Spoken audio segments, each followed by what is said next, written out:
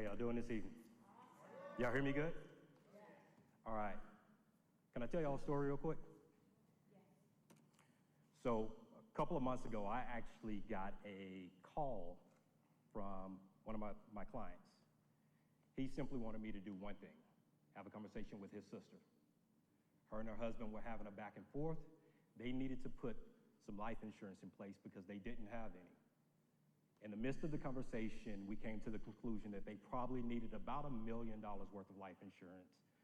That's what she really wanted to leave behind for those two kids.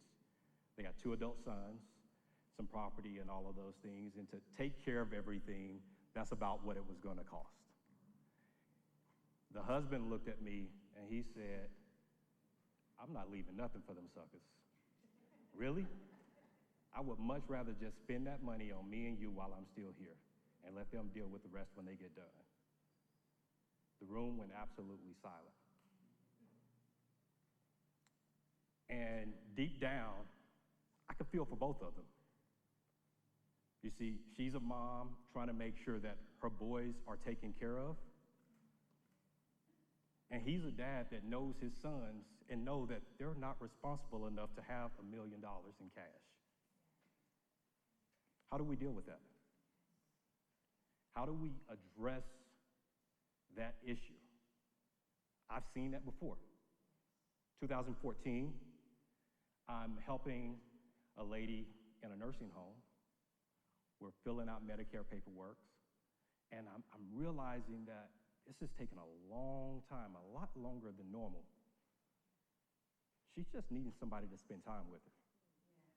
And so I asked her, "What's going on?" And she tells me that 3 years ago, her husband passed away. In the midst of him passing away, her boys took over everything. They started bickering and fighting over the insurance policy, over the retirement benefits, over the property. And somehow they threw her in a nursing home and haven't visited her in 3 years.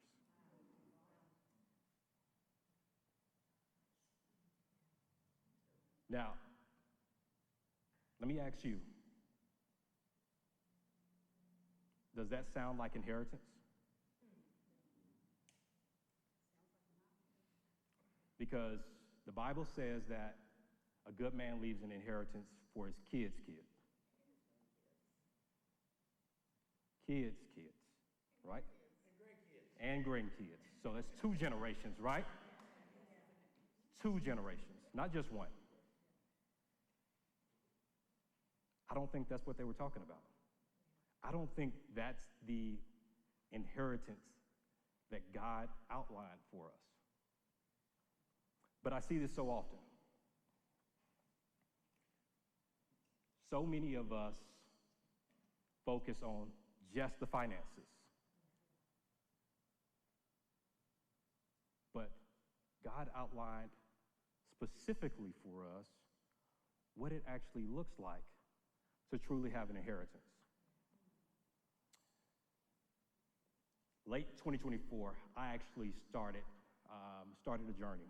And really, be honest, the biggest portion of this journey was for me to figure out why men that look like me don't actually have life insurance.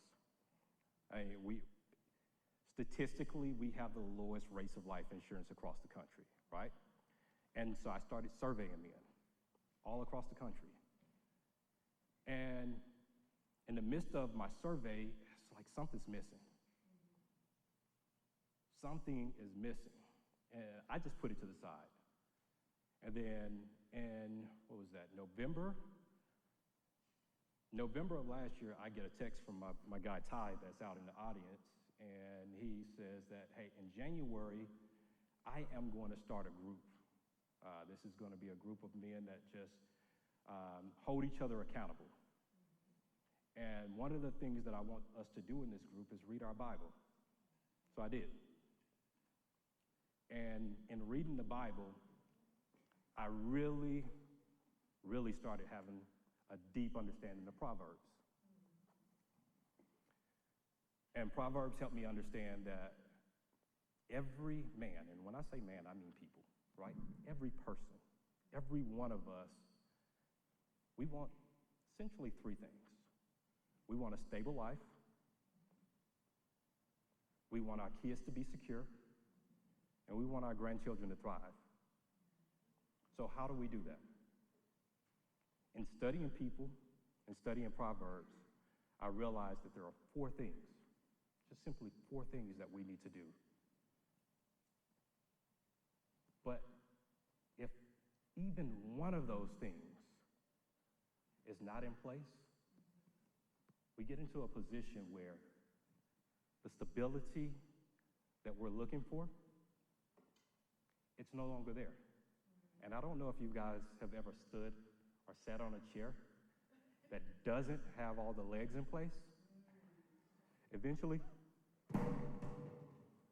it's going to fall. That's what we're dealing with. That's why those boys felt comfortable putting their mom in a nursing home and leaving her there for all of those years. That's why that dad felt that his boys were not ready to have $1 million in cash because they didn't have all of the legs in place. So, what does this look like? What do we need to do to ensure that we leave the inheritance that God has designed for us? Number one, the key to wisdom is fear of the Lord. I know what you're thinking. I heard somebody explain it on a video that I watched just yesterday. She said that I fear the Lord so I don't do anything that's going to get me in trouble. I don't think that's what they mean by fear the Lord in here.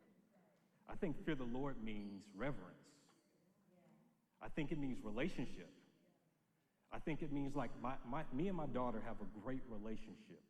And there's a fear and reverence there that allows us to be able to be comfortable with each other. And because she's comfortable with what I am directing towards her as her father, she's able to make sound decisions. That's what God's asking us to do, is to have the fear of the Lord, to be able to make those decisions that are going to allow us to be able to thrive in the life that he's outlined for us. So we got the fear of the Lord. And it says that the fear of the Lord leads to what? Wisdom. That's it. We all read the same Bible, right? Fear of the Lord leads to wisdom. But Proverbs also tells us that we should seek wisdom like silver and gold.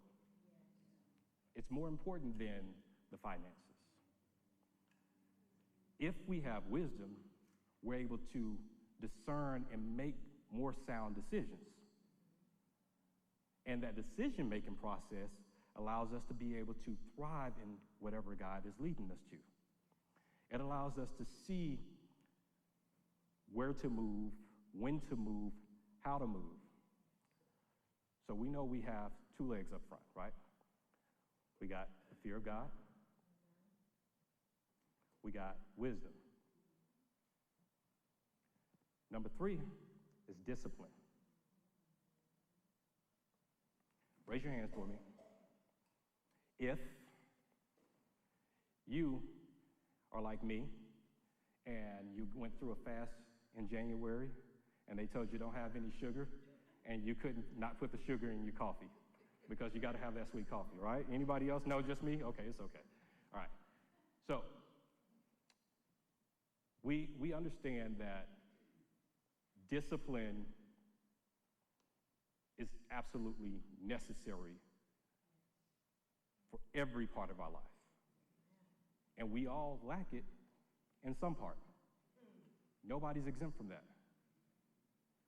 But the idea is when we have the fear of God tied with wisdom, tied with discipline and consistent decision making, and then we purpose all of that together with good stewardship of the resources that we have, now we got a sound foundation. Now, what we've built as parents, we can feel sure that our kids can come around and have a seat on it and not worry about what the outcome's going to be. That's it. 4 things. If we focus on those 4 things, we'll see an entire generation of people not have to make these decisions. And to be quite honest, my job probably won't be necessary anymore because we're making better decisions in the forefront. That's my goal for each of us today.